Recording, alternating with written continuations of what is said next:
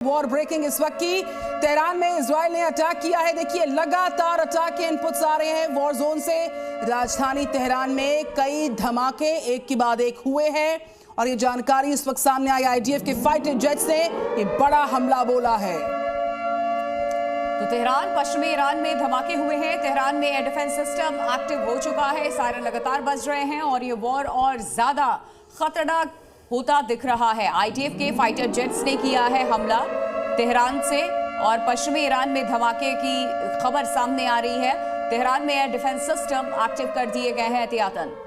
Colonel Mayank Choubey इस वक्त हमारे साथ हैं, उनका हम रुख करते हैं, वो हमारे साथ लाइव जुड़ चुके हैं। Very good morning colonel Choubey.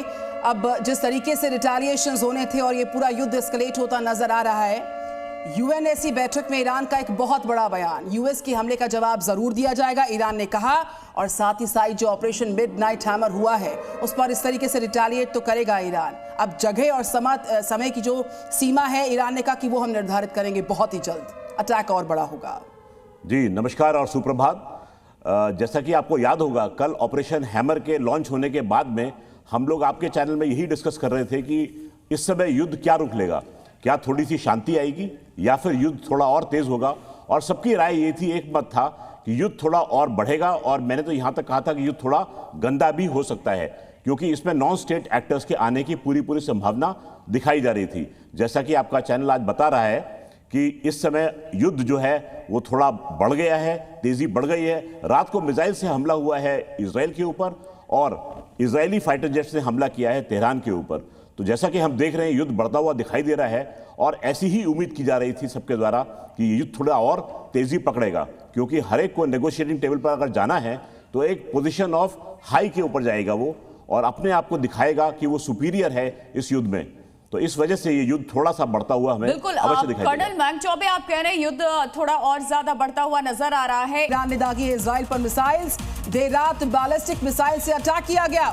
Israel के कई शहरों पर अटैक हुआ है और ईरान की तरफ से बैलिस्टिक मिसाइल दागी गई है। इजराइल की कई शहरों पर एक बार फिर एक साथ कई सारे बैलिस्टिक मिसाइल दागी गई हैं इजराइल के ऊपर ईरान की तरफ से, और ये अब जो वॉर है और ज्यादा विध्वंसक हो चला है अमेरिका के एंट्री के बाद। ये बड़ी अपडेट जानकारी इस वक्त। तो कई शहरों में सायरन की गूंज सुनाई पड़ रही है, कई शहर अलर्ट मोड पर हैं लगातार और इजराइल के कई शहरों में ये सायरन बजते सुनाई पड़े, अलार्म बजते सुनाई पड़े। ईरान ने एक के बाद एक कई सारी मिसाइलों को दागा है। इजराइल के अलग अलग शहरों पर यह बड़ा अटैक किया गया और इसकी तस्वीर भी सामने आई है। सायरन गूंजे हैं चारों तरफ, कई शहर में इसकी गूंज सुनाई पड़ी है।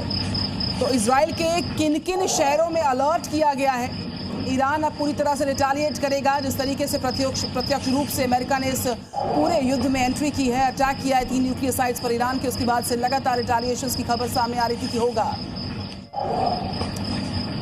जी मीडिया संवाददाता ब्रजेश तिवारी हमारे साथ जुड़ चुके हैं तेल अवीव से, सीधा उनका रुख करते हैं। इस वक्त मौजूदा हालात क्या है ब्रजेश, वहां के दिखाइए, क्योंकि ईरान लगातार इजराइल के ऊपर बैलिस्टिक मिसाइलों से अटैक करता नजर आ रहा है।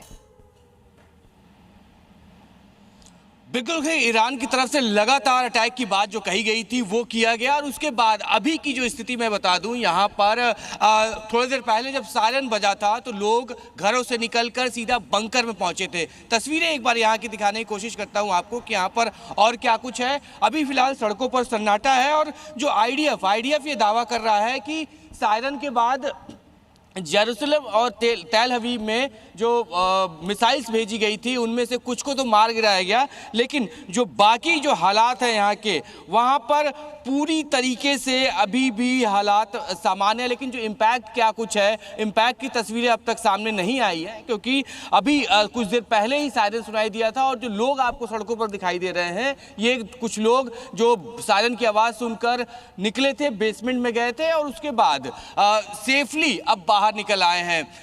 कहीं न कहीं अलर्ट के तौर पे है, लेकिन लगातार जो रात में सायरन बजने के बाद अलर्टनेस पूरी तरीके से दिखाई दी।